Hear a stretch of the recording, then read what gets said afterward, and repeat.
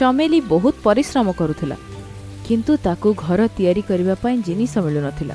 କିନ୍ତୁ ଚମେଲି ଚଢ଼େଇ ବହୁତ ଭଲ ଥିଲା। ଅମୃତଭଣ୍ଡା ଭାଇ, ମୁଁ ତମ ଘରେ ରହିଯିବି। ବହୁତ ଜୋରରେ ବର୍ଷା ହଉଛି, ଆମ ଛୁଆମାନେ ବି ଭିଜି ଯାଉଛନ୍ତି।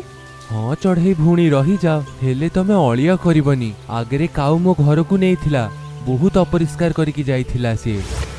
ତାପରେ କିଛି ସମୟ ପରେ କାଳୁ କାଉ ବର୍ଷାରେ ବହୁତ ଜୋରେ ଭିଜିଗଲା, ଆଉ ତାକୁ ଥଣ୍ଡା ବି ଲାଗିଲା। ତାପରେ ସେ ମୋଟା ଅମୃତଭଣ୍ଡା ପାଖକୁ ହିଁ ଆସିଲା। ଅମୃତଭଣ୍ଡା, ଅମୃତଭଣ୍ଡା, ମୋତେ ବି ତମ ଘର ଭିତରକୁ ପୁରେଇ ଦିଅ, ମୁଁ ଥଣ୍ଡାରେ ମରି ଯାଉଛି। ନାହିଁ କଳା କାଉ, ତମ ପରି ଅପରିଷ୍କାର ମାନଙ୍କୁ ମୋ ଘରରେ ସ୍ଥାନ ନାହିଁ। ଏମିତିରେ ବି ମୋ ଘରେ ଚମେଲି ଆଉ ତା ଛୁଆମାନେ ରହୁଛନ୍ତି, ତମର ଜାଗା ହବନି। କାଳୁ କାଉ ଏହି କଥା ଶୁଣି ସେଠାରୁ ସେ ଚାଲିଗଲା।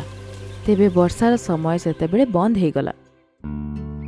ତାପରେ ସବୁ ପକ୍ଷୀ ନିଜ ନିଜ ବସାକୁ ଫେରିଗଲେ, ଆଉ ତାପରେ ପାଗ ବି ସଫା ହେଇଗଲା।